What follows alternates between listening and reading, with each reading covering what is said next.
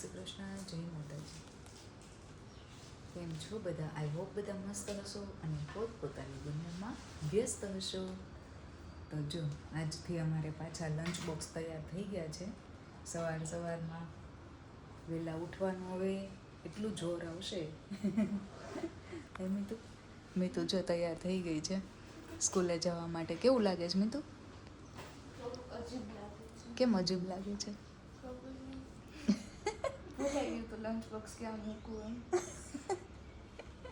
Lunch box ક્યાં મૂકવું એવું ભૂલાઈ ગયું બોલવાનું. તો જો 7:15નો ટાઈમ છે અને 7:05 હજુ થઈ છે. ગીશુને હજુ વાર છે એક વીકની, એટલે ગીશુ હજી સૂતી છે, હજુ એ વેકેશન મૂડમાં છે. તો મિતુને આજે એના ફ્રેન્ડ્સથી મળવાનું, ટીચરોથી મળવાનું મજા આવશે. દીકો છે. ચલો, વેકેશન મોડ ઓન થઈ ગયું છે. વેકેશન ખુલી ગયું છે એટલે મારે તો 1 વીક અગાઉ લેફ્ટ રાઈટ લેવા માંડી છે. જોકે આજ તો મીતુ એવું કીધું હતું, મમ્મા કાંઈ વાંધો નહીં, પહેલો દિવસ છે ને તો સૂકો નાસ્તો ભરી દેજો. એટલે એને સૂકો નાસ્તો ભરી દીધો છે આજે, અને મેંગો ભરી દીધી છે ને મીતુ. તો ચલો મૂકી આવીએ સ્કૂલે અને આવીને પાછા કામે વળીએ બધા. ચલો, જો 9 વાગી ગયા છે.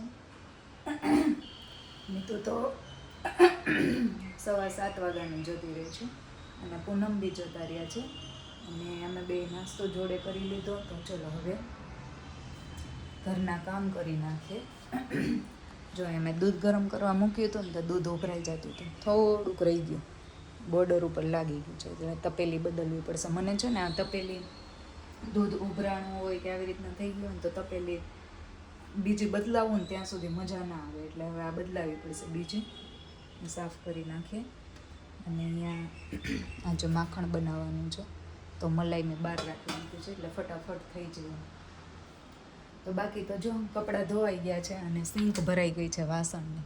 તો પહેલાં તો હું વાસણ કરી નાખું અને પછી ઝાડુ મારી દઉં અને બાથરૂમ ધોઈ નાખું. હજુ ગીશુ તો સૂતી છે, એ ઉઠશે એટલે પછી એનું દૂધ ને આ ને તેને. આજે તો બપોરે લંચ બી બનાવવાનું છે, કેમ કે અત્યાર સુધી તો એવું હતું કે છોકરા છે ને લેટ ઉઠે ને તો એ દૂધ પી લેતા ને પછી 2-2:30 વાગે એને જે મતલબ રોટલી ને કેરી ને એવું ખાતા. તો આજ તો પૂનમય જમવા આવશે, તો આજે મારે લંચ બનાવવું પડશે, મતલબ શાક, રોટલી, કેરીનો રસ, સંભારો, સલાડ એવું બધું બનાવવાનું છે. તો ચલો, આમ તો મીતુ છૂટે લેટ એટલે વાંધો નહીં આવે, પૂનમ એને મૂકવા આવે એટલે જમીન પછી જાય. તો ચલો કરીએ પાછા કામ. ક્યુટુડા વેલો ઉઠી જતો હોય તો મેને દી તો ગઈ સ્કૂલે. ગઈ દી તો સ્કૂલે જતી રહી. એ સ્પાઈડરમેન દી તો સ્કૂલે જતી રહી. તો તને મજા આવશે હે?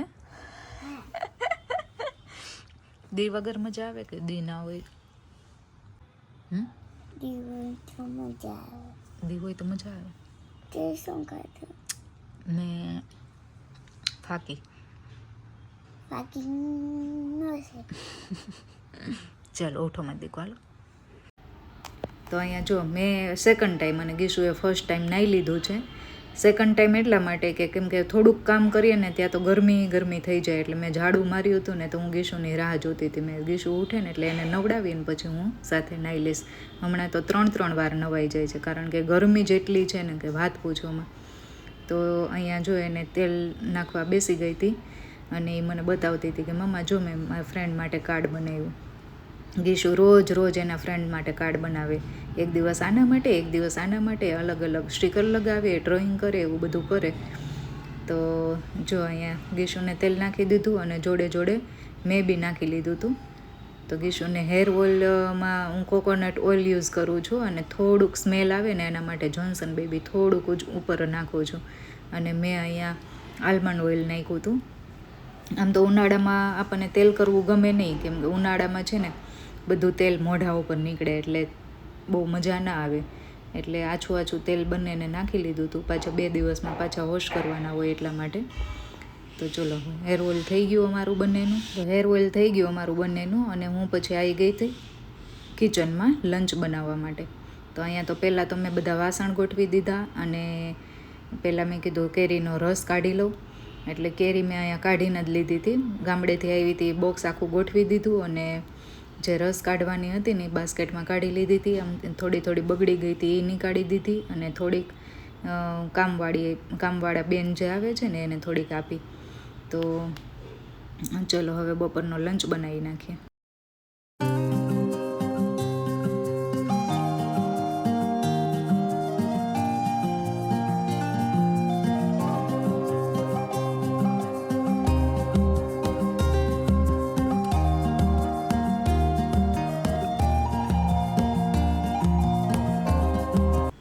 તો જો અહીંયા મારે અને મીતુને, મને આ શાક બહુ જ ભાવે. એમાંય કેરીનો રસ હોય ને એટલે મને ને મીતુને આ શાક બહુ જ ભાવે, ફોતરા વગરની મગની દાળનું શાક.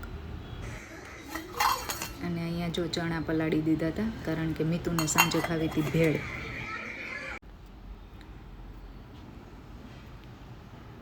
તો જો અહીંયા શાક બી ચડી ગયું છે મારું અને બીજી બાજુ કુકરમાં મેં આંબોળિયા બાફવા માટે મૂકી દીધા હતા. રાતે ડિનરમાં બનાવવાની હતી ભેળ.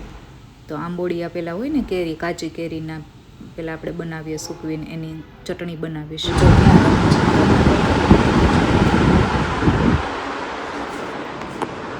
જો ટેબલ છે અને ટેબલની નીચે રમે છે ગીશુ, ટેબલની નીચે રમે છે. બોલ, તને આખા ઘરમાં ક્યાંય જગ્યા ના મળી બેટા? હે, અહીંયા શું રમે છે? ડોક્ટર ડોક્ટર રમે છે. જો આ સ્ટેથોસ્કોપ સાચું છે ગાઈઝ. એને શું થયું છે? શું થયું છે ટર્ટલને? વાગ્યું છે.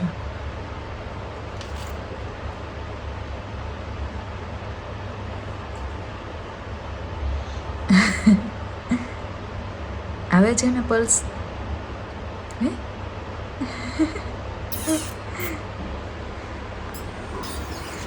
એને અહીંયા બેસીને રમવામાં કેવી મજા આવે છે. ગરમી નથી થતી? ગરમી નથી થતી? હું તો અત્યારે 5 વાગે સૂઈ ગઈ છે. હું ઉઠાડીશ ને તો ઊંઘ બગડશે અને મેં ઉઠાડું ને તો રાતે ઊંઘવામાં મોડું કરશે, તો સવારે મોડું થશે. થોડીક વાર ભલે સુધી પછી ઉઠાડું. ચલો જો પૂનમ બનાવવાના છે આજે તો ભેળ.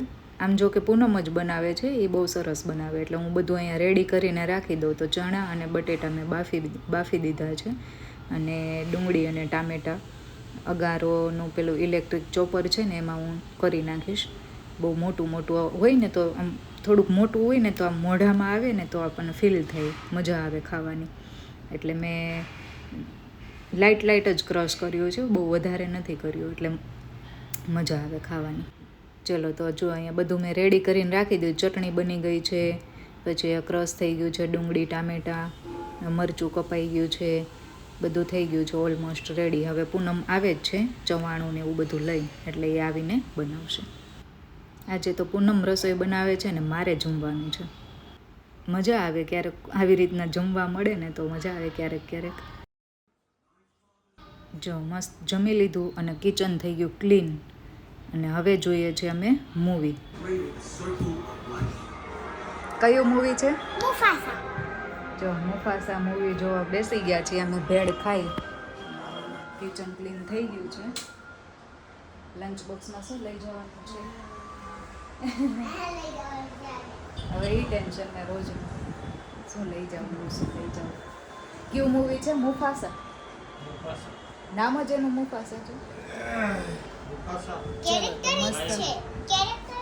લાયનનું મૂવી છે તો જોઈ લઈએ. તો અને પછી જવું છે રમવા આજે કે જોવું મૂવી? મારે મૂવી જોવું છે આજ, થાકી ગયું. ખાતા ખાતા થોડા થાકે કોઈ? ખાવામાં થાકે કોઈ? તું થાકે છે? એમ નહીં તું થાકે છે? હે, ખાતા કોઈ થાકે?